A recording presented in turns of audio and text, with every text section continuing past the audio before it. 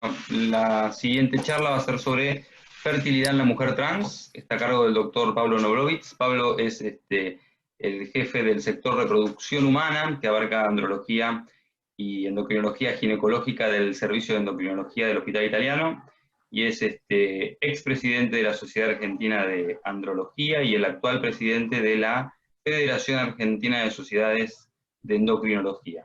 Pablo, cuando quieras compartir.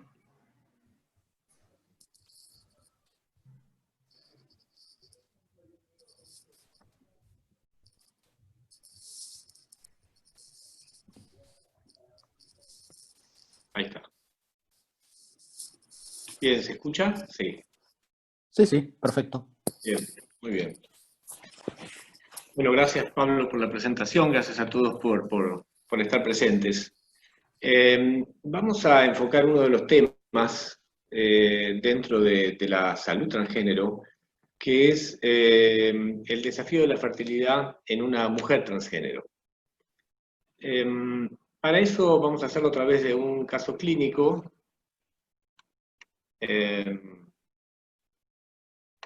No me avanza. Ahí está. Es una mujer de 28 años de edad que consulta por deseo de fertilidad. Su pareja es una mujer cis. Se encuentra en tratamiento hormonal de afirmación de género desde hace 4 años, con estradiol 4 miligramos por día y espironolactona 150 miligramos por día. Repasemos brevemente cuáles son los esquemas de tratamiento para una mujer trans. Por cierto que para poder conseguir la feminización necesitamos utilizar estrógenos, y se pueden utilizar estrógenos por vía oral, en toma diaria, que la dosis media está entre 2 a 4 miligramos por día, aunque se puede llegar a dosis mayores como 6 miligramos diarios. Y si no, también se puede utilizar la vía transdérmica en forma de parches de aplicación bisemanal, de 50 a 100 microgramos estos parches, o utilizar el gel en una aplicación de 2 veces por día, que el gel que tenemos en Argentina implicaría utilizar 1 o 2 pulsos de gel al 0,6% para poder obtener una dosis de 0,75 a 1,5 miligramos, de lo cual se absorbe solamente un 10%. Y si bien la vía de administración se determina en base a las preferencias de las personas, en aquellas que son mayores de 40 años o que tienen factores de riesgo cardiovascular y o tromboembólico, preferimos utilizar la vía transdérmica, que da menos riesgo de tromboembolismo. Y no se recomienda o se desrecomienda el uso de etinilestradiol, que es el estrógeno que tienen habitualmente los anticonceptivos, por el aumento del riesgo de trombosis. Los objetivos bioquímicos de tratamiento para poder conseguir la transformación que buscamos es que el estradiol esté entre 100 a 200 picogramos por mililitro y la testosterona sea menor a 0,5 nanogramos por mililitro. Para lograr esto, en general, necesitamos también de la utilización de antiandrógenos. Los 2 antiandrógenos más utilizados son la espironolactona, cuya dosis está entre 50 a 200 miligramos, en general se le requieren más de 100 miligramos diarios, o el acetato de cicloterona, que también es de toma diaria y requiere una dosis de 50 a 100 miligramos por día. Digamos, la cicloterona en general produce más disminución del libido y disminución de la erección que la espironolactona, y además puede también favorecer más los trastornos metabólicos. Si agregamos espironolactona tenemos que hacerlo en forma gradual, controlando el ionograma, y en caso de fracaso o intolerancia a los antiandrógenos podemos utilizar análogos de GnRH, que no necesariamente hay que aplicarlos con frecuencia, tal vez una aplicación cada 3 meses es suficiente para inhibir el eje. Y por cierto que los antiandrógenos no son necesarios en pacientes que estén gonadectomizados. Bien, entonces nuestra mujer, nuestra paciente tiene 28 años, su pareja es una mujer cis, como decíamos, y desea conocer las posibilidades de embarazo utilizando sus propias gametas. Con el, digamos, concepto que nos comunica que no le interesa, digamos, si no quiere conseguir embarazo a través de relaciones sexuales. Y no realizó tampoco criopreservación de semen antes de empezar el tratamiento hormonal de afirmación de género. Bien, entonces frente a esto nos preguntamos qué camino tomamos. ¿Qué respuesta le damos en relación a cómo conseguir embarazo con sus propias gametas? Entonces, ¿qué podemos hacer? Solicitamos un espermograma mientras está recibiendo el tratamiento hormonal, indicamos suspender el tratamiento hormonal y realizar el espermograma en unos meses. Proponemos una biopsia testicular para obtener espermatozoides y realizar un método de fertilidad asistida de alta complejidad, un procedimiento de alta complejidad, como el ICSI, o le decimos que es imposible el embarazo con sus propias gametas después de estar 4 años en tratamiento con hormonas, digamos, para afirmar su género. ¿Qué chance tenemos de encontrar espermatozoides en el eyaculado, digamos, en estas pacientes? Bien, por un lado, nuestra paciente no tenía ninguna dificultad en conseguir una muestra por eyaculación, pero recordemos que muchas de las mujeres trans no desean masturbarse, y algunas incluso experimentan aversión a sus propios genitales. Con lo cual, en este caso, digamos que la paciente sí tenía posibilidad de obtener una muestra por eyaculación. Una de las posibilidades era que obtuviera una muestra durante el tratamiento hormonal. La verdad es que hay muy poca experiencia comunicada sobre las características del espermograma de una mujer trans que se encuentra en tratamiento o que suspende el tratamiento para obtener una muestra. Y lo que, digamos, sabemos es poco, y por ejemplo, en este trabajo que está publicado en 2019, ellos dicen que es el primer trabajo en el cual se muestran los resultados de espermograma bajo tratamiento con estrógenos y antiandrógenos. Entonces, ellos muestran los resultados en pacientes que me entregaron una muestra antes de empezar el tratamiento hormonal, pacientes que que suspendieron el tratamiento unos meses antes de entregar la muestra, y pacientes que entregaron la muestra de semen bajo tratamiento. Y lo que vemos, por un lado, que el N de pacientes, el número de pacientes es bajo, digamos, por lo cual la experiencia es pobre. Y aquellas pacientes que entregaron muestra antes de iniciar el tratamiento, vemos que tenían una concentración de 63 millones, con una motilidad de 51%, lo cual era un espermograma normal. La que suspendieron tratamiento entre 3 a 6 meses antes tenía un espermograma que de todos modos es muy respetable, con 39 millones de concentración y 34 de motilidad. Y aquellas que entregaron la muestra bajo tratamiento tenían una concentración más baja, 2.400.000, con una motilidad también baja, pero de estas 7 había 2 que tenían azoospermia y que no presentaban espermatozoides en eyaculado, pero el resto sí tenía espermatozoides.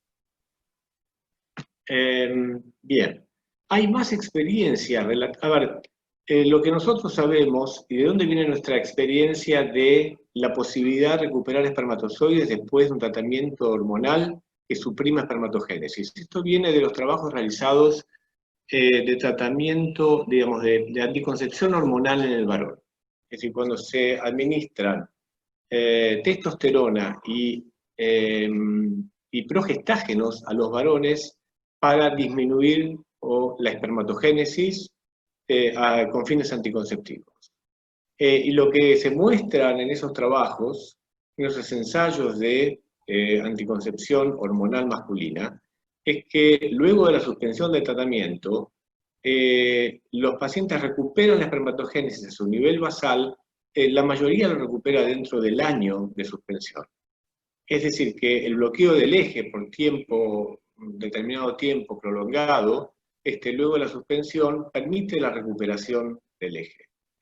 No es lo mismo que se observa, por lo menos en esta población de mujeres trans, al menos en lo que se puede ver en las muestras de orquiectomías, de pacientes que fueron orquiectomizadas como parte del tratamiento de afirmación genital de género, en la cual se evaluó la espermatogénesis. No quiero marearlo con todas estas escalas de grises y estas siglas, simplemente mostrarles que aquellas pacientes que habían suspendido el tratamiento por 6 semanas, la mayoría tenían espermatogénesis completa o tenían una detención de espermatogénesis en meiosis.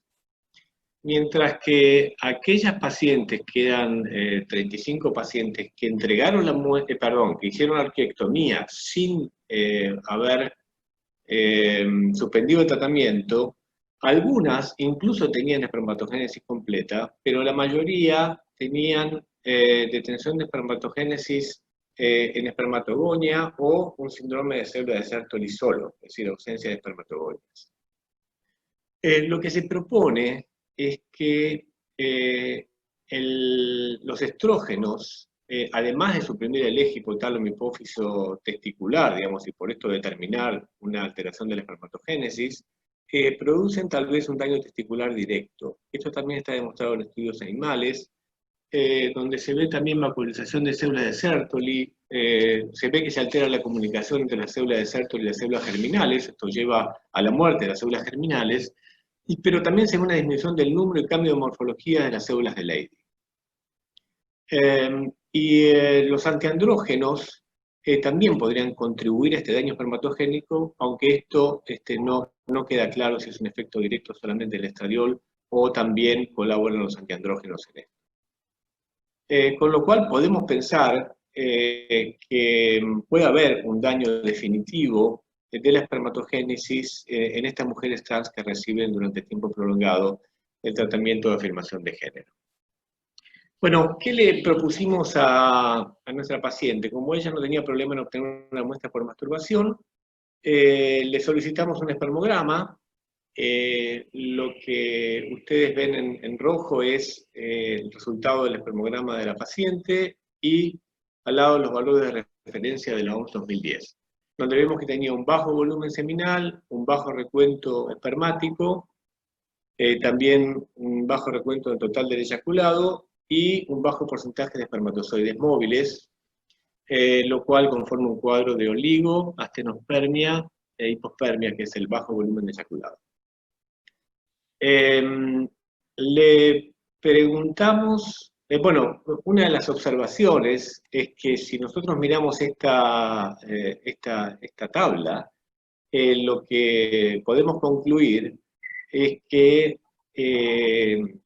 esta paciente tiene espermatozoides en eyaculado, y si tuviera relaciones con penetración podría dejar embarazada a su mujer cis, con lo cual, pero bueno, ella no las tiene, pero con lo cual nosotros siempre tenemos que dar un buen consejo anticonceptivo en estas pacientes, aunque pensemos que se puede alterar la espermatogénesis y puede llegar a asustarme incluso, siempre tenemos que advertirles que pueden llegar a conseguir embarazo no deseado.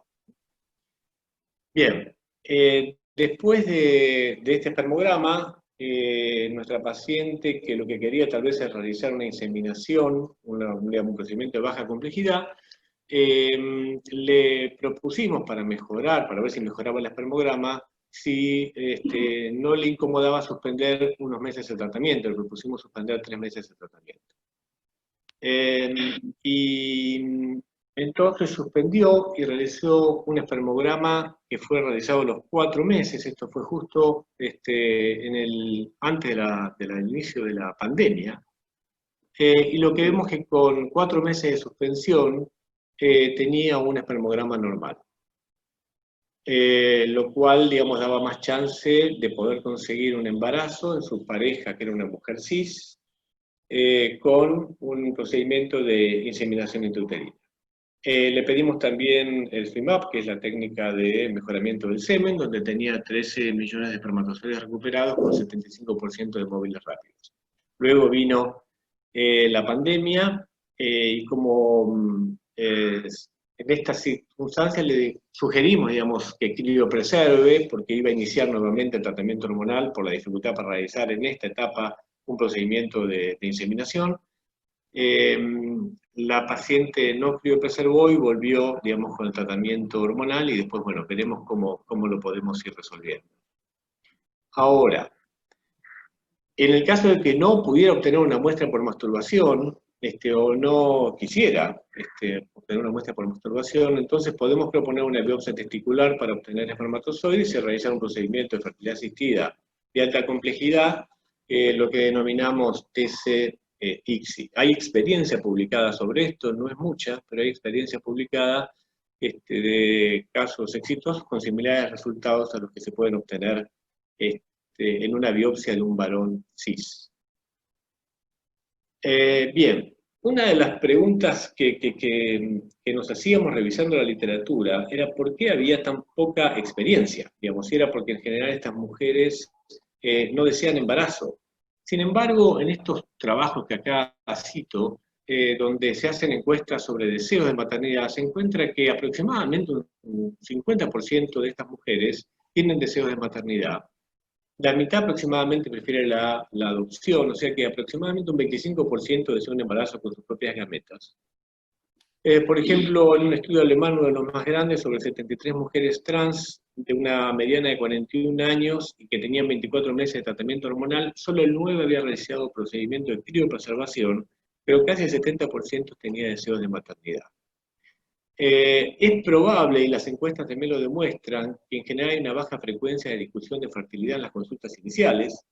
Lo cierto es que las pacientes llegan con un gran deseo de poder iniciar lo antes posible el tratamiento de afirmación de género hormonal, y muchas veces no quieren retrasar el inicio de ese tratamiento, o tienen dificultades de sus coberturas, o dificultades económicas para poder encarar un congelamiento, una criopreservación de semen.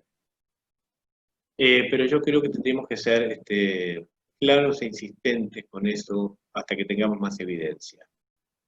Por otra parte, esta población, digamos, cada vez es más joven la población que llega a pedir tratamiento de afirmación de género, y lo cierto es que a esa edad, digamos, una media de 22, 24 años, en general no se está pensando en la parentalidad futura, ¿no?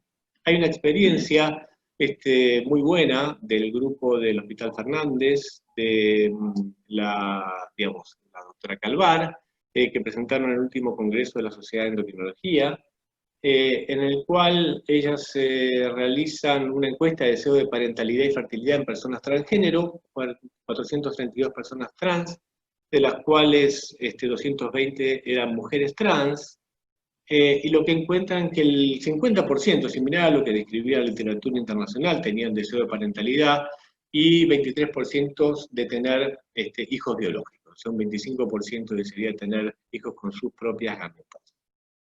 Bien. Entonces, las opciones para la preservación de la fertilidad, y por eso yo decía, debemos ser insistentes, o por lo menos muy claros en las consultas iniciales, es que hagan la criopreservación de semen, o eventualmente hacer criopreservación de embriones con ovocitos de la pareja o donados, y lo que es experimental es criopreservación de espermatogonias o del tejido testicular.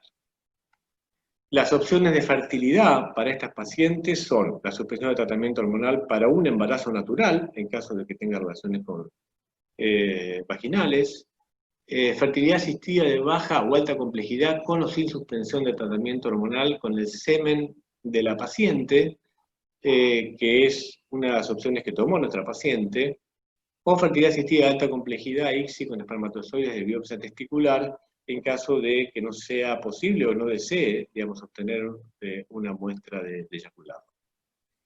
Bien, el mensaje principal, creo yo, en esto hoy, cuando todavía no tenemos evidencia suficiente, es tener conciencia que un 25% de las mujeres trans en algún momento de su evolución desean maternidad utilizando sus propias gametas, y esto lo tenemos que aclarar a la paciente que viene por primera vez a iniciar tratamiento, que sabemos que una de cada 4 van a desear, van a tener este deseo, y que el tratamiento hormonal puede llegar a afectar la espermatogénesis y que tenemos que aconsejar la criopreservación antes de iniciar ese tratamiento.